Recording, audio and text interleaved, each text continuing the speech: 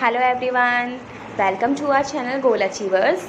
आई am Shalini Goyal और आज हम करेंगे बायोलॉजी का chapter 5 the respiratory system. Quote of the day.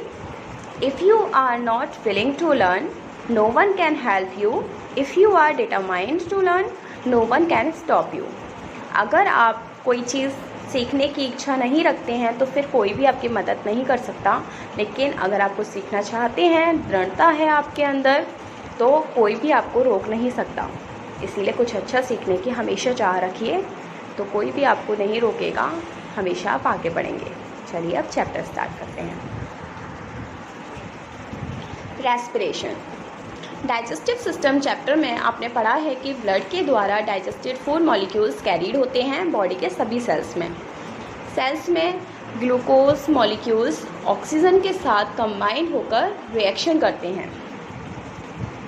जैसे कि ये रिएक्शन दी हुई है जिसमें एनर्जी प्रोड्यूस होती है। ग्लूकोज ने ऑक्सीजन के साथ रिएक्ट किया तो एनर्जी प्रोड्यूस हुई और बाय प्रोडक्ट में carbon dioxide and water liberate होते हैं।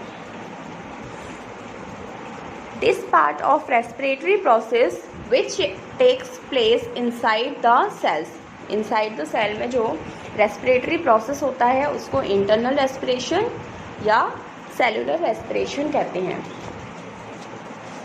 लेकिन इस चैप्टर में हम external respiration और breathing की बात करेंगे, which is the process of exchange of gases between the body and the air. हम डिस्कस करेंगे कि how air is inhaled और टेकन इन, कैसे इनहेल्ड एयर से ऑक्सीजन मिक्स होती है ब्लड में और जो कार्बन डाइऑक्साइड प्रोड्यूस होती है सेल्स में लंग्स तक वो कैसे पहुंचती है और ब्रीथ आउट कैसे होती है। रेस्पिरेटरी सिस्टम के बारे में डिस्कस करेंगे which is responsible for external respiration. External and internal respiration में difference. External respiration. It is a physical process in which oxygen is taken in and carbon dioxide is given out. ये एक physical process है ऐसा जिसमें oxygen अंदर ली जाती है, breathe इन किया जाता है और कार्बन डाइऑक्साइड बाहर निकालते हैं। It takes place outside the cell. Cell के आउटसाइड में होती है ये और no energy is released from food. Food से कोई एनर्जी रिलीज नहीं होती है। इंटरनल रेस्पिरेशन में ये एक बायोकेमिकल प्रोसेस है in which oxygen combines with food, जिसमें ऑक्सीजन कंबाइन होती है फूड के साथ और ये सेल्स के इनसाइड में होती है। Food is broken down to release energy. Food broken down होता है और एनर्जी रिलीज करता है। तो ये डिफरेंस थे एक्सटर्नल एंड इंटरनल रेस्पिरेशन में जो आपको पता होने चाहिए। The human respiratory system. चलिए ह्यूमन रेस्पिरेटरी सिस्टम के बारे में समझते हैं। Our respiratory system consist of all the organs responsible for the exchange of air between the atmosphere and the lungs. Together they form respiratory tract. देखते हैं कि respiratory tract के ऑर्गन्स कौन कौन से हैं। First is nose. हम air inhale करते हैं नोस्ट्रिल्स के through which lead to the nasal cavity. Inner surface इसका हेयर्स और म्यूकस प्रोड्यूसिंग सेल्स से लाइन होता है। हेयर्स और म्यूकस डस्ट और जर्म्स को ट्रैप कर लेते हैं और प्रिवेंट करते हैं उनको रेस्पिरेटरी ट्रैक्ट में और ज़्यादा डीपर जाने से, कि वो उसमें और ज़्यादा अंदर तक ना जा पाएँ, डिस्टर्बेंस ना हो। नोज़ में जो ब्लड वेसल्स होते हैं वो इनहेल्ड एयर को वार्म करने में मदद करते हैं। Second is wind pipe. ये जैसे कि आप देख रहे हैं ये विंड पाइप जा रहा है यहाँ से नोज के थ्रू नीचे की तरफ। After passing through the nasal cavity air pharynx में एंटर करती है। Then trachea. विंड पाइप और ट्रैकिया, इसको ही ट्रैकिया कहते हैं, जो कि एक इलास्टिक ट्यूब होता है। नेक में इस तरह डाउन में एक्सटेंड हुआ होता है ये।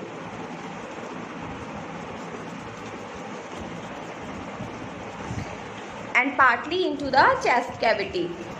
फेरिंग्स एंड ट्रैकिया के बीच में एक छोटा सा एयर पैसेज होता है जिसको लैरिंग्स कहते हैं। ये देखिए, फेरिंग्स और trachea, this is pharynx and this is trachea. तो ये देखिए, इन दोनों के बीच में थोड़ा सा ये स्पेस है, दिस इज, इसको लैरिंग्स कहते हैं। कॉमनली इसे वॉइस बॉक्स कहते हैं। लैरिंग्स में फोल्ड्स ऑफ टिश्यूज होते हैं जो कि वाइब्रेट होते हैं एयर के पैसेज के साथ और साउंड प्रोड्यूस करते हैं। एक्चुअल में वो साउंड प्रोड्यूस करने के लिए ही पैसेज दिया होता है। नेक्स्ट है ब्रोंकाई। ब्रोंकाई ट्रैकिया 2 ब्रांचेस में डिवाइड होता है जिसे ब्रोंकाई कहते हैं। इसकी सिंगुलर फॉर्म है ब्रोंकस।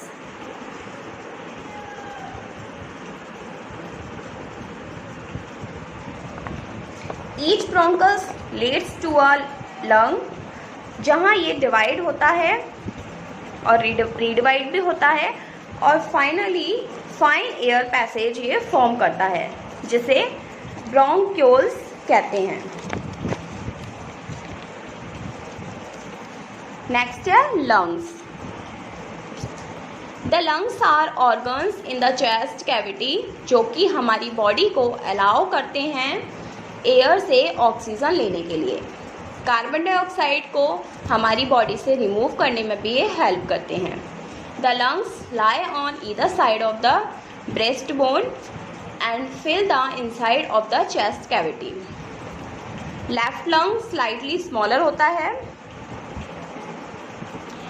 राइट लंग से to allow room for the heart within the lungs. Each bronchiole leads to a bunch of air sacs called alveoli.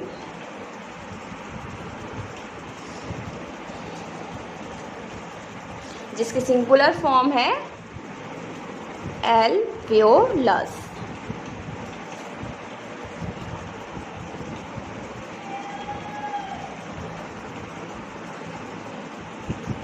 Alveoli, ये देखते हैं एल्वियोली के बारे में। हर लंग में मिलियंस ऑफ एल्वियोली होते हैं, दिस इज लंग, और ये मिलियंस ऑफ एल्वियोली हैं। एल्वियोली में ही इनहेल्ड एयर ब्लड के कांटेक्ट में आती है।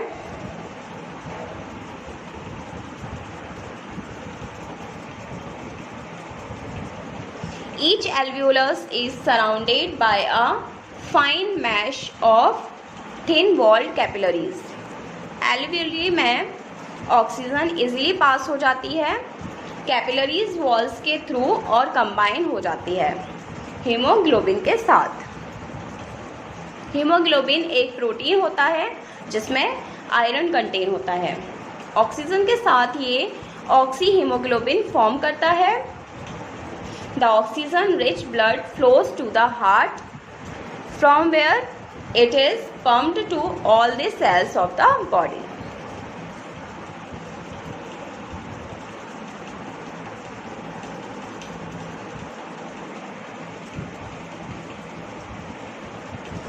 जैसा कि हम डिस्कस कर चुके हैं कि ग्लूकोज ऑक्सीजन के साथ मिलकर एनर्जी प्रोड्यूस करता है और carbon dioxide and water release करता है। इस प्रोसेस में कार्बन डाइऑक्साइड हीमोग्लोबिन के साथ कंबाइन होकर कार्बो अमीनो हीमोग्लोबिन बनाती है। इसलिए ब्लड जो रिटर्न होता है सेल्स से लंग्स में is loaded with carbon dioxide. The CO2 passes from the blood to the air in the alveoli। जैसे कि ये पास हो रहा है, ऑक्सीजन आती है और CO2 बाहर जाती है। एयर कार्बन डाइऑक्साइड में रिच होती है और फिर वो पास होती है ब्रोंकाई, ट्रैकिया, लैरिंग्स और फेरिंग्स में and is finally in exhaled from the nose. फिर वो नोज से एक्सहेल्ड हो जाती है। External respiration. एक्सटर्नल रेस्पिरेशन या breathing consist of two phases, inspiration जिसे इनहेलेशन भी कहते हैं एंड एक्सपिरेशन जिसे एक्सहेलेशन भी कहते हैं।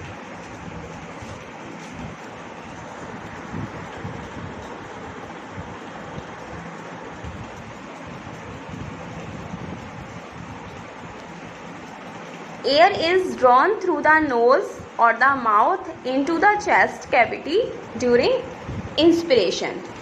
एयर जो है नोज या माउथ के थ्रू चेस्ट कैविटी में जाती है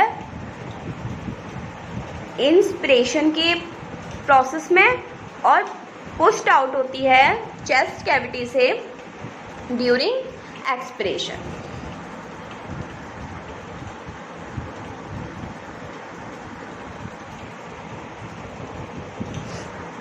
ये पूरा प्रोसेस दिया हुआ है इंस्पिरेशन एंड एक्सपिरेशन का। चेस्ट कैविटी में शीट ऑफ मसल्स होती हैं लंग्स के बिलो में, जिसे डायफ्रैग्म कहते हैं।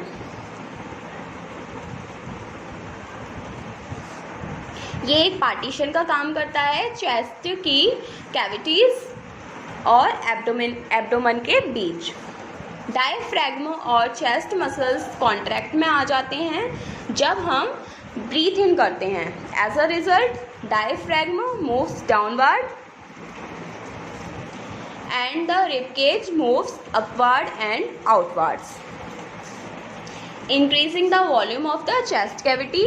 वॉल्यूम इंक्रीज हो जाता है during inhalation.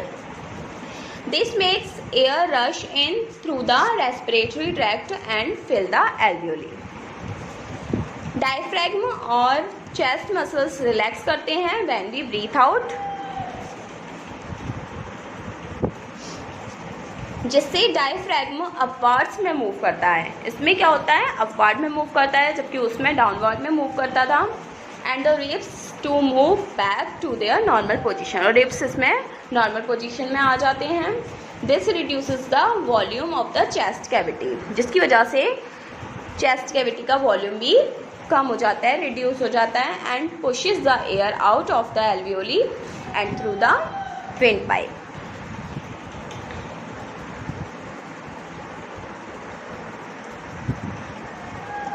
Respiratory diseases. Respiratory diseases respiratory tract के किसी भी पार्ट को अफेक्ट कर सकती है और कई तरह की प्रॉब्लम हो सकती हैं, जैसे कि ब्रीथिंग में डिफ़िकल्टी और चेस्ट पेन। इस तरीके का कोई भी प्रॉब्लम हो सकती है। They can be caused by a variety of factors, जैसे कि germs, pollution, smoking, weakness of the chest muscles.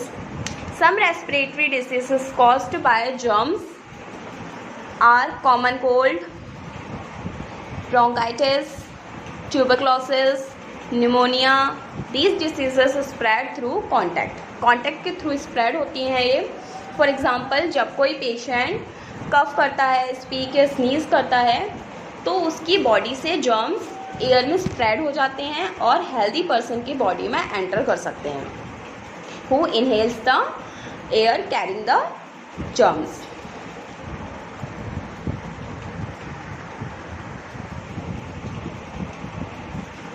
कुछ डिसीज जैसे कि अस्थमा कॉन्टैक्ट से स्प्रेड नहीं होती।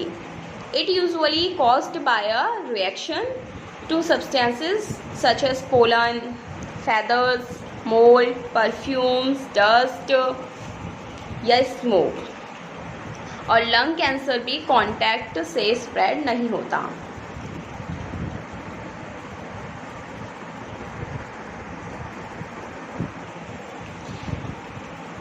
Smoke and air pollution increase the risk of developing respiratory diseases. Smoke और air pollution increase करते हैं इस रिस्क को, रेस्पिरेटरी डिसीज़ हो सकती हैं,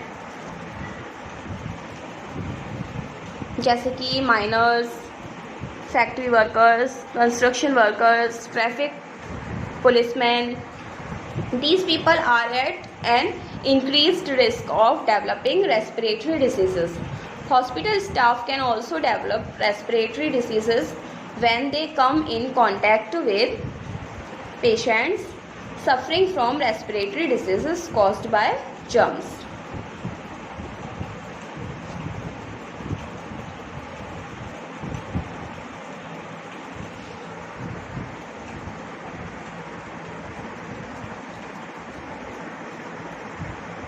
तो ये चैप्टर हमारा कंप्लीट हो गया। आई होप आपको अच्छे से समझ में आया। कमेंट बॉक्स में ज़रूर बताइएगा। तो आज के आपके 3 क्वेश्चंस हैं होमवर्क के। First is write the name of 2 respiratory diseases. 2 respiratory diseases के नाम बताने हैं आपको। Second question is oxygen enters the blood through the walls of fine capillaries surrounding the dash. इसका आंसर देना है आपको। And third is the dash is also known as the voice box. इन तीनों के आंसर आपको कमेंट बॉक्स में देने हैं और हमारे चैनल को सब्सक्राइब करना मत भूलिएगा और ज़्यादा से ज़्यादा शेयर कीजिए। Thank you so much. पढ़ते रहिए, खुश रहिए।